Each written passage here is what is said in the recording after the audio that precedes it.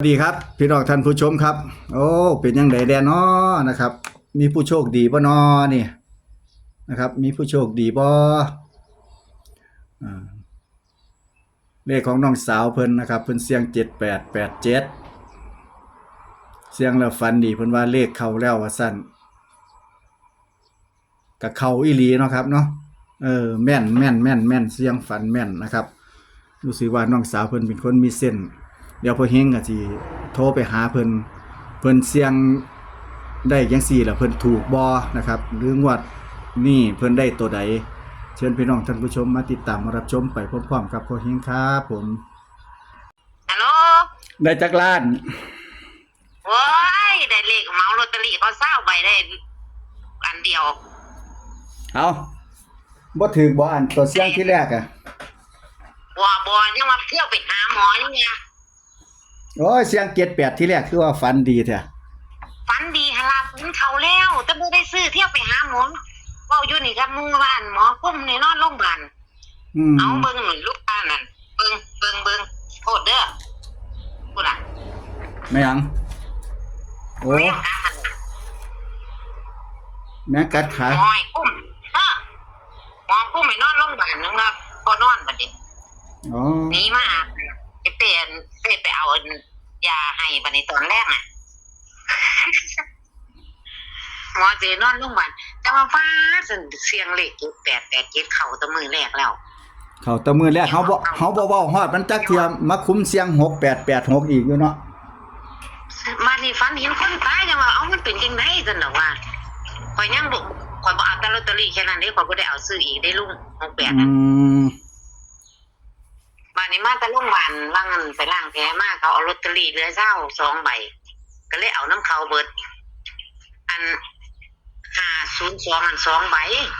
602อันมีใบเดียวบัดนี้โอ้ยได้ค่าลอตเตอรี่เขาขึ้นกันดอกถ้าอยากเป็นน้ำแผลน้ำแป้งมีหมอ602620เอาตั้งแต่อันไอ้นั้นเอาตั้งแต่เอกชนนี่ก็ได้เลยบ่ได้แอมอันพ่อใหญ่อันนี้แล้วเว้าหลายเที่ยวแล้วพ่อใหญ่ขายซาลาเปานำนี่แล้วเฮ็ดเลขงวดนี้แล้วได้8778เดี๋ยวข่อยก็เสี่ยงเข้าตัวนี้ล่ะซั่นบ่เอาน้ำเล้ามื้อเช้านี่กันมาแต่โรงพยาบาลแล้วก็ว่าเราซื้อล้างอย่างเดียวเลขเราเป็นล้าง78แล้วเอาแต่ล้างมื้อนี้โดนละสิเฮ็ดเข้าตัวนึงเราก็ได้เป็นหลายแสนเหมือนกันคันเราสิเล่นโดนๆแล้วยังเล่นอยู่แม่โอ้ยเสียงเลขเข้าแล้วก็ยังมันลอยมันไหลไปตัวที่กันดอกโอ้กันคนงานที่เราขายของนั้นมันบ่แม่นเอาแล้วเฮ็ดประจำบ่แล้วเฮ็ดประจำนอกจากเราสิซื้อได้คู่เดียววันนี้เราได้87ร่างตัวเดียวแล้วว่าเราซื้อ87นั่นตัวละ1,000คูณ500บุญแล้วบ่เอาโอ้ก็เลยบ่ได้ซ้ำแค่นั้นโอ้ยจะมันเป็นบ่แต้มไว้เนาะมาคิดพอบัดนี้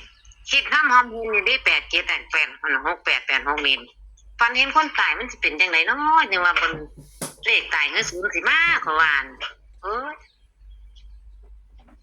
เลขเขาตัวแรกแล้วเรียกเขาแต่ที่แรกแล้วฝันดีนะแม่นว่า58ก็เงียบมีซีรีส์58ก็เงียบเพราะก็ว่าเฮาบ่เอาเฮาก็บ่ซื้อแต่68บ่เว้าเรื่องตัวที่แรกเลยว่าบัดเข้าแล้วบ่เว้าเรื่องนั้นเลยลุงได้บ่บ่เอามื้อเช้านี่ว่าสิซื้อสับสนมื้อเช้านี่ว่าสิซื้อเลขพอกันอยู่ของพอกันแล้วให้มาอัน378อ่ะเฮ็ดคลิปลงอยู่เจ้าของใจนึง2ใจเลยบ่เอาแล้วเอา538ซะโอ้2ที่ลุงได้มาลุงซื้อแต่นั้นติแม่นนั่น602เขาเจ้าบอกมื้อก่อนนี่บ่มื้อวานมื้อก่อนเนี่ยได้เว้าสู่ฟังอยู่น่ะที่ลุงเว้ากับลุงเว้าให้นำหั่นล่ะฮะบัดนี้มันที่ลุงเว้าลุงโทรมาเหมือนลุงก็เว้าสู่ฟังอยู่หั่นล่ะก็เลยมาเห็นลอตเตอรี่นี่ก็เลยหยิบเอาเลขท้าย3ตัวเลยเนาะเลขท้าย3ตัวน่ะบ่ได้เอาลอตเตอรี่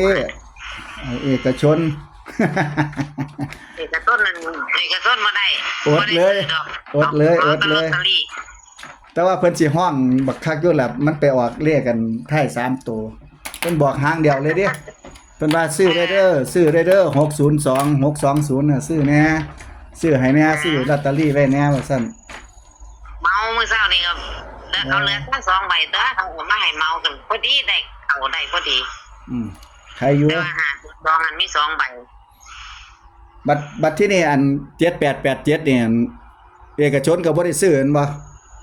บ่ไปหาหมอยังวะ บ่ได้จักบาทโอ้เสียดายเนาะ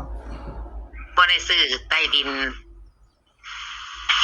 บ่ได้ซื้อใต้ดินจักโตไปหาแต่หมอ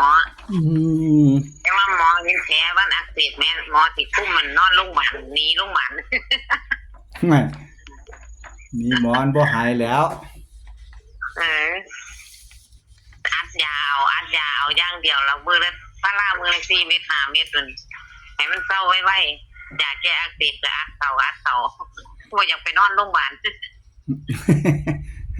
มันแว่นน้ำมวนเนาะนอนโรงพยาบาลบ่ได้เยียงนอน พอแล้ว อันน้ำมวนก็ใครนะ จ่ายเงินเขาแล้วนี่อาหลานเขาสิเอายาให้น้องเฟยไปเอาให้ตอนแรกเนาะ เออ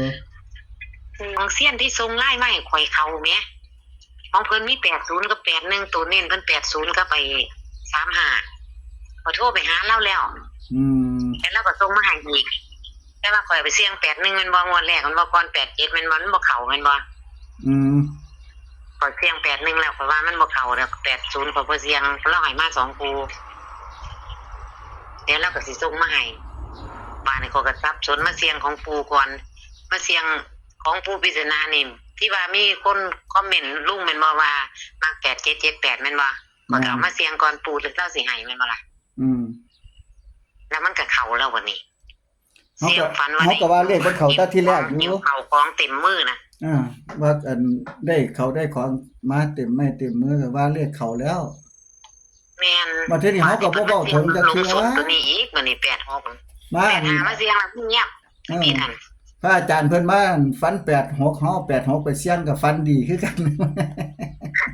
เอ้ยลืม78เลย ฟันแต่ว่ามันคันนิ่งว่าฟันได้ของอยู่แต่ว่าหันมีคนตายหั่นนะ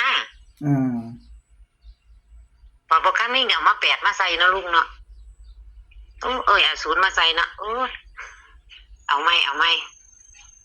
เรียงลำดับบาดนี้ลุงห้ามโทรมาสอเด้อบัดนี้เด้อเรียงลำดับเป็นตัวก่อนเด้อ เสียงเรียงลำดับเป็นตัวซะก่อน ก็เสียงเป็นตัวก็ถามเป็นตัวแล้วก็ถามเป็นอันไปแล้วเนาะ ต้องเอาให้ได้งวดหน้านี่ใครแต่ว่าบ่ได้ซื้อนั่นละเอาลอตเตอรี่ไว้แค่นั้นของลุงบ่ได้เบิ่งได้ว่ามันเลขหน้าเลขหลังบ่ลุงตรวจในไลน์เด้อมีบ่ตรวจรถบ่ทันได้นั่นนักเฟบ่ทันได้ว่างตรวจแต่ว่าหันไปขึ้นแล้วมันขึ้นเลขไทยแล้วซื้อปลานิ่นมาต้มให้พ่อกินแล้วนี่แต่คุกกี้ไว้ให้พ่อกระปุกนึง โอ้ใครอยู่ได้กินนั่นอยู่เอาเดี๋ยวให้เพิ่นนั่นมาก่อนหรือจังใดก็หาเที่ยอันเลขกันพ่อใหญ่ขายซาลาเปานั่นเราให้มาเก่าบ่ว่าสู้ฟังหน่อยเด้อจ้าเดี๋ยวเราคำนวณก่อนถามเราได้เราเคยถามเรานำแน่เด้อคันบ่เข้าคือเงียบไปเลยคันเข้ามันก็คือจังว่าน่ะเพราะว่าเฮาเพิ่นอาจสิมาหลอกเฮาบ่ว่าเลขมันโต78มันเข้าแล้วเนาะลุงตัวมือแรกเนาะมันเข้าแต่มือแรกแล้วก็เฮาก็เว้ากันอยู่ว่ามันเข้าแล้วเลขมันเข้าแล้วจ้าว่าสิบ่ซื้อตัวใดแต่ว่าก็มาลองเสียงของพระอาจารย์เพิ่นเบิ่งฟันดีคือกันเนื้อเฮาพันมาหลงบ้านนี่สิจำลัทธิเด้อลุงคันได้บ่แม่นเข้าของนี่ของอยู่ของกินนี่สิบ่ซื้อเด้อถึงสิฝันจังได๋ก็บ่สิบ่เอาคันว่าได้เงินได้ทองนี่สิเสียเงินคือว่าเขาว่าน่ะต้องได้อยู่ได้กินแม่นบ่แม่นต้องได้เข้าได้เนื้อได้เข้าได้ของอยู่ของกินเนี่ยคือเขาแล้วคือจังว่าเสียง7887นั้นได้หิวแน่กินนั้นเต็ม2มื้อเนี่ยไปงานบุญยืนอยู่ข้างเตียงหิวเขาเอาแน่กินใส่ถุงให้เต็ม2มื้อหิวเอาเนี่ยต้องเอาจังซี่ลัทธิหั่นสิจำไว้บัดนี้ว่าคันได้เงินได้ทองนี่แปลว่าเสียเงินบ่เอาเลยบ่ต้องเอาของอยู่ของกินอย่างเดียวเ ของกันละซั่นน่ะ อาจสิมาบอนเฮาว่าคิดว่านี่แต่ว่าลอตเตอรี่ก็เอาไว้หน่อยๆหั่นแหละเอาไว้อย่างละ2คู่นึงหั่นที่เว้ากับลุงหั่นอันลุงสิว่าจะเอาอีกหั่นก็สิบ่ให้เอาเด้สิเอาไว้ซ้ำแน่ล่ะพอได้รุ่นได้ฟังซื่อๆเด้ บ่เอาหลายก็กะว่าบ่เล่นหลายก็คันมันสิถือมันก็ถือแล้วบ่เอาหลายคู่หลายโตก็บ่เอาอันนั่นซ้ำนะ แม่นแต่ว่าก็สิเอามาเทียบใส่กับของเซียนที่เพิ่นส่งไลน์มาให้ข่อยนี่นะ เอาเทียบใส่กัน เดี๋ยวมื้ออื่นแล้วก็ติ่งส่งมาให้แล้วนี่ โอเค ตัวเราเน้นหันมันมี280กับ35ตัวเราเน้นให้เราส่งมาให้แต่ว่าตัว81หันตัวบ่เน้นแต่เอาไปเสี่ยง81ก่อนเนาะเอาไหมงวดหน้านี่ โอเค เน้นๆเสี่ยงเลยบัดนี้ จ้า สวัสดีครับ จ้า นี่ล่ะจอมเสียงเลขนะครับเพิ่นเสียง7887แต่คลิปแรกก็เข้าคักนะครับฝันว่าได้แนวอยู่ได้กินเสียงตัวใดก็คือนี่เพิ่นก็สิฝันดีนะครับน้องสาวเด้อฝากติดตามเพิ่นนะครับเดี๋ยวเพิ่นสิเสียงของผู้ใดของตัวใดนะครับเพิ่นสิเสียงเบิ่งตัวใดน่าลงทุน